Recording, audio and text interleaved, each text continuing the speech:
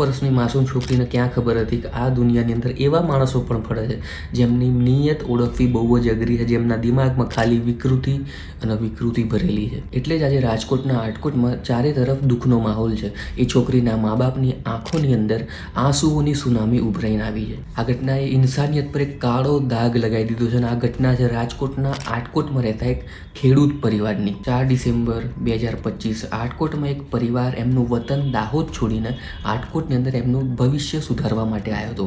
આ પરિવાર બહુ જ મહેનતુ હતો. આ પરિવાર ખેતરમાં ખેત મજૂરી કરીને પોતાનું ગુજરાન ચલાવતો હતો અને એવી જ રીતે 4 ડિસેમ્બરના દિવસે પણ આ પરિવાર ખેતરમાં ખેત મજૂરી કરી રહ્યો હતો. આ પરિવારની અંદર 6 વર્ષની છોકરી પણ હતી. એના મા બાપ ખેતરની અંદર કામ કરતા હતા અને આ છોકરી ખેતરમાં ફરી રહી હતી અને દૂરથી એના મમ્મી પપ્પાને કામ કરતા જોઈ રહી હતી. પણ અચાનક આ ખેતરની બાજુમાંથી એક માણસ નીકળે છે. એ માણસની નજર આ 6 વર્ષની છોકરી પર પડે છે. જેવી જ નજર પડે છે એના મગજની અંદર ગંદા વિચારો આવવાના ચાલુ થાય છે. એ સંતાતો કોઈ ના જોવે એમ બાળકી પાસે પહોંચી જાય છે. બાળકીને કહે છે તારો જો ચોકલેટ ખાવી હોય તો તું મારી પાછળ આય. આ માણસે છોકરીને ચોકલેટની લાલચ આપીને બાજુના ખેતરમાં એક પાણીની ટાંકી હતી એની પાછળ લઈ જાય છે. ત્યારે જ આ રાક્ષસ બાળકી જોડે જબરજસ્તી કરવાનું ચાલુ કરે છે, દુષ્કર્મ કરવાનું ચાલુ કરે છે. પણ એ 6 વર્ષની છોકરી બધું જ સમજી જાય છે અને તરત જ બૂમો પાડવાનું ચાલુ કરે છે, રડવાનું ચાલુ કરે છે. તો પણ આ રાક્ષસને એનાથી કંઈ જ ફરક પડ્યો નહીં. ઉલટો આ રાક્ષસને એનાથી ગુસ્સો આવી ગયો અને એ જ ગુસ્સાના લીધે એ રાક્ષસે આ છોકરીના પ્રાઇવેટ પાર્ટની અંદર ગુપ્તાંગની અંદર લોખંડનો સળિયો ઇન્સર્ટ કર્યો, જેનાથી એ છોકરીને બહુ જ પીડા થઈ અને એના પ્રાઇવેટ પાર્ટની અંદર ઇન્જરી થઈ. એવી જ ઇન્જરી થાય છે આ માણસ એ છોકરીને ત્યાં જ મૂકીને ભાગી જાય છે. આજુબાજુથી એના મા બાપ એની ચીસો સાંભળીને ત્યાં પહોંચી જાય છે. મા બાપ એની હાલત જોઈને તરત જ હોસ્પિટલમાં પહોંચાડી દે છે. પણ સારી વાત એ હતી કે એનો જીવ બચી જાય છે. પણ ત્યાં સુધી આ વાત આટકોટના પોલીસ સ્ટેશનમાં પહોંચી જાય છે. આટકોટ પોલીસ તરત જ તપાસ કરવાનું ચાલુ કરે છે. પોલીસ આ રાક્ષસને શોધવા માટે 10 ટીમ બનાવે છે. પોલીસે બાળકીની પણ પૂછપરછ કરવાનું વિચારે છે પણ એની હાલત બહુ જ ગંભીર હતી. પહેલા 2 દિવસ એ બહુ જ શોકમાં હતી અને ત્રીજા દિવસથી એની હાલતમાં સુધારો આવવા માંડ્યો હતો. અહીંયા પોલીસ પણ એમનું કામ કરી રહી હતી. આટકોટમાં જેટલા બી માણસો પર પોલીસનો શક હતો બધાની પોલીસે પૂછપરછ કરવાની ચાલુ કરી, ટેકનિકલ સર્વેલન્સ ચાલુ કર્યું. ત્યારે જ પોલીસના કેસની અંદર બહુ મોટી સફળતા મળે છે. પોલીસ જ્યારે પૂછપરછ કરતી હોય છે ત્યારે જ પોલીસની આગળ એક માણસ બહુ જ ગભરાતું હોય છે. એ માણસનું નામ હોય છે રામસિંહ.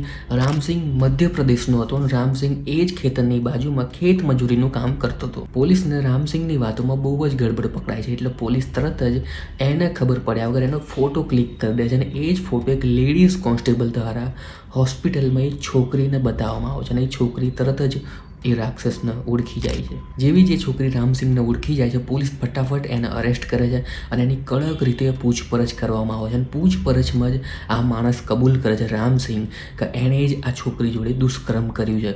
હવે પોલીસ આ રામસિંહ પર પોસ્કો એક્ટ અને એક છોકરીના દુષ્કર્મના ગુના દાખલ કરે છે અને FIR ફાડે છે. આટકોટ પોલીસ આ કેસ પર બહુ જ ગંભીરતાથી કામ કરે છે. આટકોટ પોલીસે આ કેસની અંદર કોઈ પણ સબૂત છોડ્યા નહીં, કારણ કે જ્યારે આ કેસ કોર્ટની અંદર જાય ત્યારે તરત જ સબૂતના લીધે આ માણસને તરત જ સજા થઈ જાય. પોલીસે સળિયો પણ કબજે કર્યો છે, જે સળિયો આણે છોકરીના ગુપ્તાંગમાં ઇન્સર્ટ કર્યો હતો. પણ આ રાક્ષસ પોલીસની કસ્ટડીમાં હોવા છતાં પણ એના વિકૃત દિમાગને એનાથી કંઈ જ ફરક પડતો નહોતો.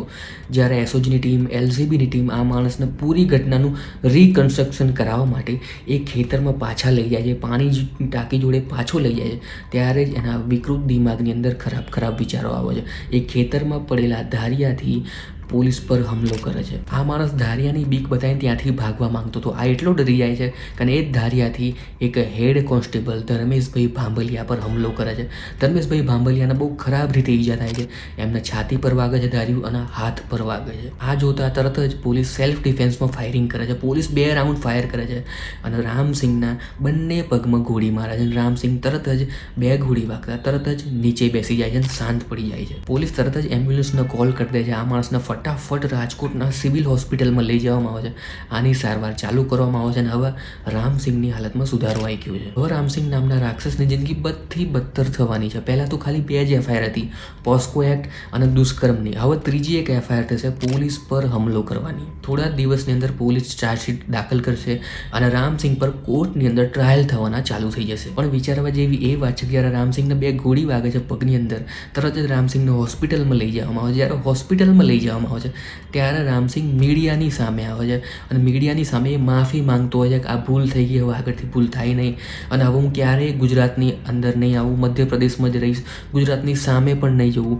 પણ એની જે ભૂલ હતી એ માફીના લાયક નથી અને જે સળિયાથી રામસિંગે આ દુષ્કર્મ કર્યું હવે એવા જ સળિયા એમની જિંદગીમાં ઘૂસી જશે, પણ આ વખતે સળિયા હશે જેલના અને એમનાથી તૂટશે નહીં. આ કેસના રિલેટેડ તમે તમારા વિચાર કોમેન્ટ સેક્શનમાં જરૂરથી લખજો. મેં આવો બીજો એક વિડીયો બનાવ્યો છે. અમદાવાદમાં એક રૂબી નામની પત્નીએ એના પતિને એક રસોડાની અંદર 1 વર્ષ સુધી દાબીને રાખ્યું અને એ જ રસોડાની અંદર જમવાનું બનાવ્યું, એ જ રસોડાની અંદર બેસીને ખાધું, પણ 1 વર્ષ સુધી કોઈને ખબર પડી નહીં. પણ એક ભૂલના લીધે આખો કેસ દૃશ્યમ મૂવી જેવો કેસ સોલ્વ થાય છે. તમે આખો વિડીયો અહીંયા ક્લિક કરીને જોઈ શકો છો. ત્યાં સુધી હું મળીશ તમને આગળના વિડીયોની અંદર.